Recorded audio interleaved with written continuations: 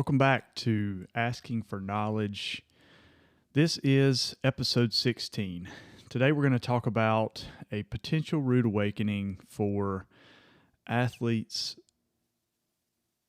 and their parents. I'll say athletes because they're the ones that are actually in this thing, but I guess it can be a rude awakening for parents too. And since it's most likely parents that are listening, I will say we're going to talk about a potential rude awakening that could be in your near future, depending on your age and stage of development for your kids in baseball.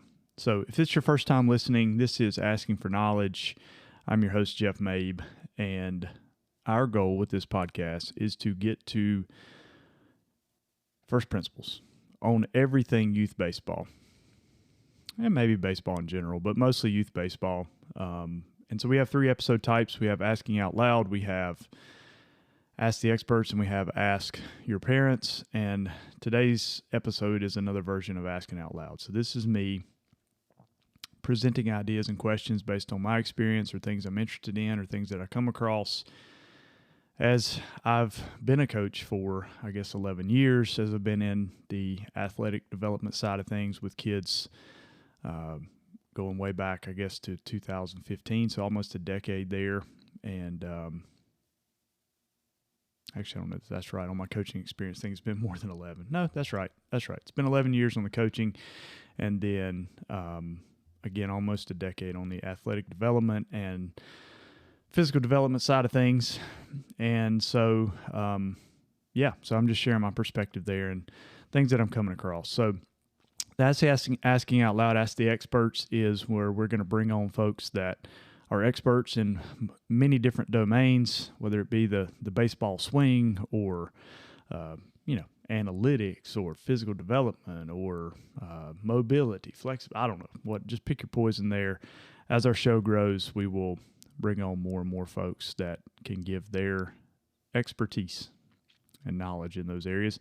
And then lastly, it's Ask Your Parents. So this is where we either share the results of surveys that we've conducted to parents, or we bring parents on and just have them discuss their experience. These ideally would be parents that have seen their kids, go through the process end to end. So, whether they have gone through, T-ball to through high school, or T-ball through college, or T-ball through the draft, or whatever the case may be. So bringing them on and getting a broader perspective as parents in what the process looks like, what worked for their kids, what didn't work, and just sharing perspectives. So those are the 3 episode types. So our core focus at Asking for Knowledge is to help young players master the mentality, mechanics, and joy of baseball. We want to build strong minds, strong bodies, and we want them to have an abundance of fun along the way. We think it's a beautiful game, and we want to continue to see it grow in a positive way. So a topic has come up several times in the last few weeks, and that is the topic of the transition that happens with kids around 12 or 13 years old. And this transition, if you're young in baseball or your kids are just getting started, this transition is basically from a smaller field size to a bigger field size. And so what happens is typically 11, 12, you've got a 50-foot pitching mound. That's the distance from the pitching mound to the plate. 50 feet there, and then you've got 70-foot bases. So between each base, there's 70 feet. And then on or around about age 12 or 13, depending on kind of where they fall in either middle school or what league or scenario they play in, it can jump from 50-foot pitching distance to 60 feet 6 inches. So pretty significant jump there. And then the bases jump to from 70 feet to 90 feet. Now, there is an option roughly around age 13 to go to a 54-foot mound and 80-foot bases. So there's kind of that in between, but I think for most of the kids playing middle school baseball, at least in our area, they go ahead and jump to the bigger size. So this means not only a bigger size infield, but also a bigger fields in general. And so at the same time that these base changes and mound distance changes happen. They also, the field sizes go from, 200, 225, because there's just not, it's hard to make enough fields. You can imagine what goes into making a baseball field, but it's kind of like there's this gap, this huge gap between the youth fields and then more like the middle school and high school fields. And so they go from 200 feet to 250 feet dimensions on the field sizes, which 250 is probably a stretch. Most are 225-ish or less. And so they go from this transition from that to, 300 typically, right field, left field lines, and then maybe 350-ish or more in center. And then those fields could be significantly bigger than that. So they could be 330-ish in the corners up to 400 in center. So long story short, it changes the game substantially. And, what has brought this about is I've heard over, through the years, I've heard of quite a few kids that hit, multiple homers, 20, 15, 20 plus homers at the 11U, 12U level. And then once they transition to the big field, like you never hear their name again. And the reason being is, as you can imagine, if you're adding 100 feet of outfield, that changes things significantly. So now what was an easy homer before is a flyout. And, much bigger infield means that ground balls are much harder to get through.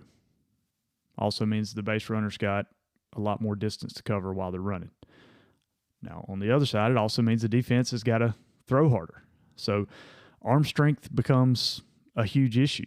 And so, for the kids with weaker arms, as they make this move, there's pretty much they move to either the right side of the infield or they move to, typically left field. It's where kind of you put your weakest arm. And so the number of positions they're able to successfully play can change significantly if they don't have the arm strength to throw from the left side of the infield or to throw from, center or right field in these deeper positions in these bigger parks. Now, along with that, so if that weren't enough, most of the time they make a transition with the bats where they go from a what's considered a drop 10. So that's the length versus the weight. So let's say a 30-inch bat would be 20 ounces. So they go from let's say a drop 10, so 30, 20, to either a drop 5 or in some cases a drop 3. And so what that changes is instead of being 30 inches, 20 ounces, that would be a 30-inch, 25-ounce bat, or, again, a 30-inch, 27-ounce bat. And it's a pretty significant change. And, especially the drop 3 bats, they're designed to function more like wood.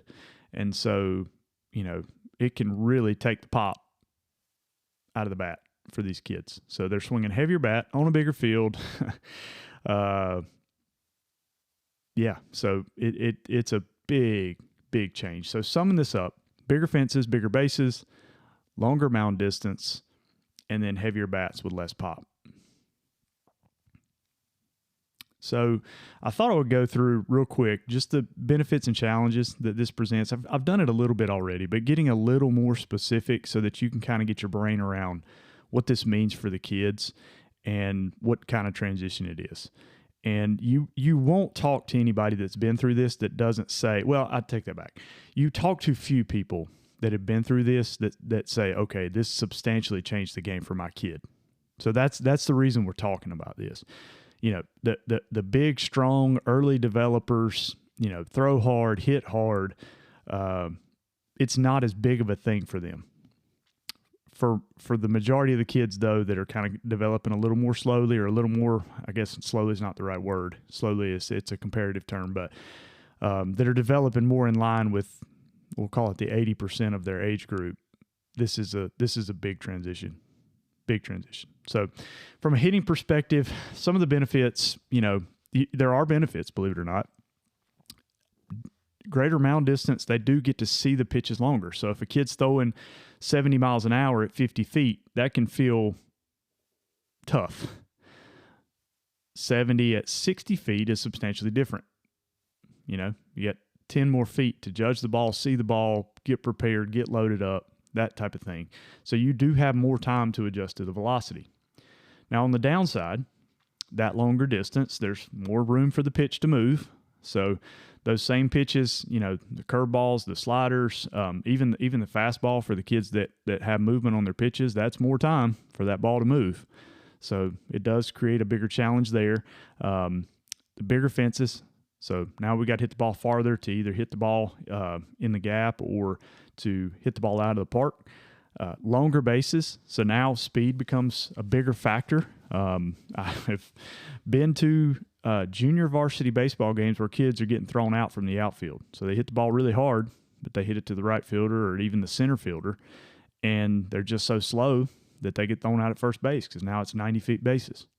So it's a big thing. It does, the longer distance does introduce new issues with timing, because now, again, that extra 10 feet, yes, it gives me more time to judge it, but it also enhances the effects of the timing on the pitches. And now I've got to judge from a broader range. I've got 10 more feet for that pitcher to work with. So now I've got to, you know, make sure that I'm adjusting well from a timing perspective. And then, of course, lastly, the heavier bats with less pop. So now I've got to hit the ball harder to get the same velocity off the bat. So less carry, less hard hit balls, that sort of thing. From a fielding perspective, some of the benefits: more room to get to ground balls, more time as the runners have longer bases. So I already mentioned that from the hitting perspective, how that makes that harder. But now, you know, I've got longer bases.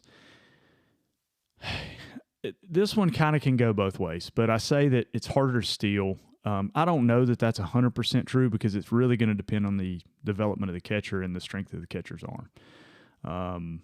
I guess combined with their quickness. So that one's really not fair to say. But you do tend to see stolen bases go down as the age progresses. So that's one of those that can kind of go either way. So it's hard to put it in as a benefit for the fielder. It just seems that the game plays that way because, you know, there's just more distance to cover for the runners. So it just gives more time. And so the collective difference between the time it takes them to run that versus a catcher to throw it, the catcher kind of has the advantage. Now, on the other side of that, the challenges with it: longer throws at every single position. So it doesn't matter where you're at on the field, you will have a longer throw by the virtue of the longer bases. And again, more ground to cover. So whereas you're able to cover more ground with longer bases and have more time, you do in fact have to cover more ground. So the extra spacing creates that element both in the infield and the outfield. So just being aware of that. Now, from a pitching perspective, more space. I already kind of mentioned more space for their pitches to move. The longer distance can disrupt timing, you know, to a greater degree. So the pitchers have the advantages there. From a downside perspective, their velocity is less effective. So, you know, if you could automatically gain 5 miles an hour between this transition, you know, you'd probably the net effect would be about the same, but most pitchers aren't going to be able to do that. It's not really humanly possible without some major growth spurt or breakthrough in training. And so, you know, the velocity, at least for the moment, is going to be less effective. And this is where the downside to the extra time for the movement can become an issue for pitchers, because now all of a sudden, if I've got a really wipeout slider, but now I've got 60 feet for that pitch to move instead of 50 or 54, now all of a sudden I may have trouble getting that ball in the zone because it's just more time for it to move. So I've got to be able to adjust as a pitcher to be effective with those throws, as balls can run and move out of the zone. And then another disadvantage is the hitters do have more time to kind of adjust and judge the pitches. So drawbacks and benefits on both sides. So, you know, if nothing else, my hope is that the message gets to you in time. So you won't be surprised during this transition, because I think a lot of people float along, especially pitchers and hitters, right? The pitchers that develop early, that throw at this shorter distance, can really be dominant. And then the hitters that, can hit harder on these smaller fields can be pretty dominant, because you can get away with a lot of mistakes. So, a fly ball that doesn't have to be that hard hit to carry out of the smaller fields. And so, if we're not careful, we can look at where our kids are at and not see this coming, especially if we've not been through it before. We can look at this and think that everything's perfect because our kid's hitting home runs, our kid's striking a bunch of people out, he's blowing everybody away. And then all of a sudden they make this transition, and it's like the level of success is not there. And again, these are all going to be different for every kid. I'm not trying to paint the brush that, they go to this and they're not good anymore. That's not it at all. It's one of those things where for the better kids, I want parents to understand, and then for the kids that are maybe struggling a little bit, I want them to understand, because it's one of those things where that transition is going to be hard for everybody, has the potential to be hard for everybody, and so understanding that it's coming at least gives you a heads up, so you can begin to prepare, and you can prepare your kids, and you can make sure that the transition is as smooth as possible. So what it boils down to is really we want to make sure that our kids are training in such a way that they can throw harder, they can hit harder, and they can run faster, because those are going to be the advantages that are gained the most and that help the most with this transition. And unfortunately, the current paradigm by and large is, well, no, you just play a bunch. And I know there's training facilities and there's some kids that, are spending their lives there and that sort of thing. But for most folks, it's practices and games. There's very little training that goes into it. And that's where I want to continue to preach this message. And I'll take this one probably until I leave this earth, but we've got to build an athletic base for these kids. And that's why I continue to preach it. And it's so important, so that as they go through these moments in their baseball journey, their development's not it's disrupted for the right reasons instead of the wrong ones, right? So when they make this transition, they're not having issues throwing the ball from third base to first base. It's just, no, I just need to adjust to the bigger field. And when they step in the box, they're not trying to, they've not come out of this phase of, hitting a bunch of home runs and now all of a sudden they're flyouts and they think they're terrible. It's just getting further ahead in that development, so they can throw hard enough, hit hard enough, run fast enough, so that they continue to have success, and they don't run into this wall and all of a sudden think they're not a good player anymore because they've been used to success or are missing that. So my frame of thought with this is I always want to be thinking at least 2 years ahead, give or take, right? Because unfortunately, again, in the system that's up, it's all by age year. So 9U, 10U, 11U, 12U, it's all just fixed. And for the most part, most teams stay within that framework. Some play up. But I think one thing, too, you'll notice over time, and if you've done this at all, you'll notice by moving up an age group, like you really don't, it's not a substantial difference. It's really not. And I wish it were different. I wish they would mix the ages more like they do in the Babe Ruth League, Recreational League, where it's at least 2 years together. Because the minute you get to middle school, you're lumped in. 7th and 8th graders, at least as it is in our area, 7th and 8th graders are together. And then once you reach high school, it's 9th through 12th. So you're not competing just with your age group anymore. You're competing with those bigger, stronger, faster, more developed kids. And so if we want our kids to compete with that, we need to be thinking ahead in terms of what they're going to face versus where they are right now. Because if we're only preparing them for right now, that rude awakening is going to come when they hit those age groups. And I guess to take this a step further, you think about, I know we've played some games. We played a tournament in the fall where a 10U team had played up into an 11U tournament, and we waxed them pretty good, and the parents are over there, oh, check their birth certificates, oh, there's big kids. And it's like, well, first of all, you're playing up, but second of all, like, let's not make excuses. Right? There's big kids everywhere. I can sit and say, well, I could have played in the major leagues if I was 6'4" and 230. Well, I'm not. So that part doesn't matter to me. The bigger, stronger, faster kids are always going to be an advantage. And so I can sit and complain about that, or I can put my kid on a path that helps them develop and maximizes their genetic potential along those same lines.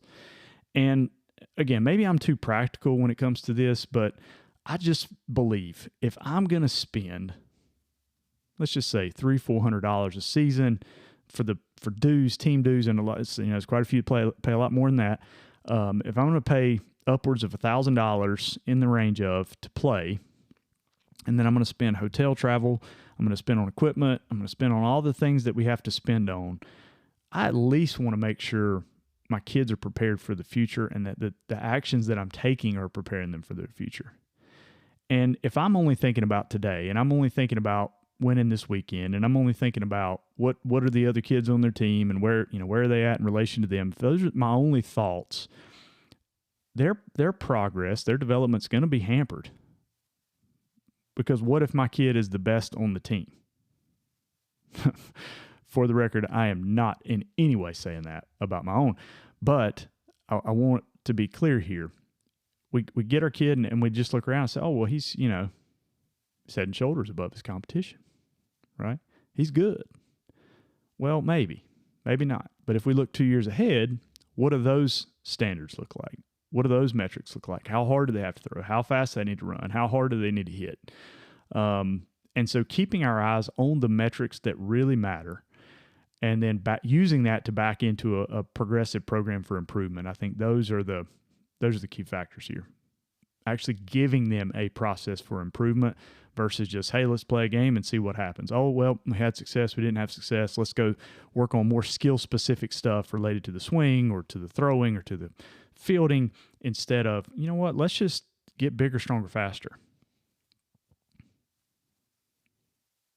And I think the beauty of bigger, stronger, faster is we don't have to guess about this. We can look ahead, as I've already mentioned. So we can look ahead and see, okay, well, what does the top 10%, if my kid's 11, well, what does the top 10, 20% of 13-year-olds look like? Okay, they throw this hard, they run this fast, they hit this hard. I can orient myself and my kids' programs towards that and give them a process of development along that path and say, okay, how short are we falling? And again, I hate to use personal anecdotes, but I'm going to share one here. I don't know if I've shared this one before, but if I have, I'll share it again. So my oldest son, his 10-year-old season, I think like his second season of kid pitch Babe Ruth, hit during COVID. And so the season was canceled, and he just never loved baseball. And so, he decided after that, like, hey, I just, I don't think I want to play anymore. So he took a couple years off, I guess 3 years. And when he was 13, my nephew had a little summer team, and they needed a couple players, and we thought it'd be fun if they played together as cousins. And so he played up into the 14U. And again, now he had not played baseball since 10U. I think he had played at that point 2 seasons of kid pitch, maybe 3. I don't remember, but anyway, not a substantial amount. So from a baseball experience standpoint, he did not have a ton of experience. Okay.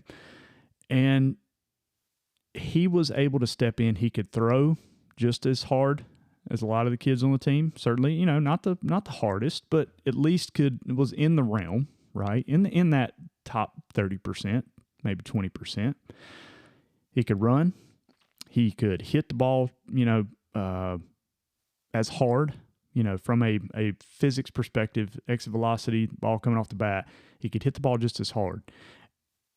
Now, again, he lacked the skills perspective because he hadn't played much baseball. But from a physical perspective, he could step in and compete on the big field with the longer distances, that sort of thing. And so when I'm looking at this and I back into it and say, okay, well, he didn't get that from 3 years of playing because he took that time off. So what was it? How did he do it? Is he just genetically gifted? No, he's not. What it was is he followed a consistent program of working out, so body weight conditioning, the things that we do, some kettlebell work, some light dumbbells, over that period of time that allowed him to physically develop so that he could physically complete those tasks when he was there. So my whole point with this has nothing to do with him or the fact that he, could perform at that level after taking the time off. And he decided after that summer, he's like, hey, I still feel the same way. It's like, okay, cool. But my point is, he didn't miss anything. We could easily, over a period of time, polish up those baseball skills and get him where he would be what I would consider to be probably a starter level on a high school team, by his junior year. And so the physical development allowed him to be in a competitive position at that same age. And here's my fear with the system that we have currently. The system that we have currently is play, practice, practice, practice. It's all about the skills. And it's just not preparing kids, at least enough kids, in my opinion, to have success at those bigger levels. I was lucky to get to go to Carolina's opening day game, over the weekend here. And every kid that rolled out for both teams, they played Texas Tech. Every kid's mid-90s, 91 to 95, 96. Okay? It's a different game now. And so if you think you're going to have your kid prepared just by playing a ton of games, you're going to be sadly mistaken. You've got to get to focus on the athletic performance and the athletic development side of things. And so as we back into this, and we're gonna break this down. This is a core tenet of who we are. This is part of that mechanics and mentality, and then of course the joy that we talk about as an organization. But we're going to teach you this. But think about this, okay? If I want my kid to develop physically, they've got to do physical training. Okay, so I've got to find a way to get them to train physically and develop that athleticism. So via working out, via different physical drills, that sort of thing. And then there's the precursor to that as well. They've got to enjoy that process. They've got to have certain comfort level with being uncomfortable, because training is hard. It works your muscles, and it's not pleasant a lot of the time. And so we've got to rearrange their mindset and relationship with physical discomfort, with training, to be able to do that. And again, we're going to peel back the layers of this onion over time. But to kind of wrap this podcast up, my biggest takeaway is I want as many kids as possible to play as long as possible to enjoy this game. I think too many kids wash out at an early age. They hit this transition, they hit other transition points, and they're not physically developed enough to allow them to have success, because we've focused on games and games and games and playing and skill development specific to the game of baseball and not specific to overall athleticism, the ability to produce force, the strength, the speed, all these things. We just skip over it because we think playing more games is going to make us more successful. And nothing could be further from the truth. These kids have to develop as athletes. It is an absolute prerequisite. Kids in the game nowadays are big and strong and physical, and it's going to take that if you want your child to compete at the highest level. It is not getting them on the perfect triple platinum, double elite, super status traveling team. It is physical athletic development. How strong are they? How fast are they? How hard can they throw? How hard can they hit? And developing skills in that way.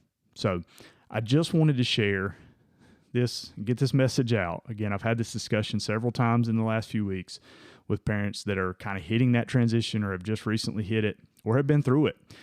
And it's something that I think is very important to keep our focus on, to make sure that these kids get this baseline, learn the process of improvement, learn that to love the training, making it intrinsically rewarding. Again, we're going to break all this down in future episodes so that you have practical things that you can do. I feel like this one's a little bit at the kind of 30,000 foot view level, but we'll get more into the details. But I just wanted to share quickly, or not so quickly at 30 minutes, not so quickly, some things to think about as your kid makes this transition, because it's a tough one, and it can be a tough one for a lot of kids.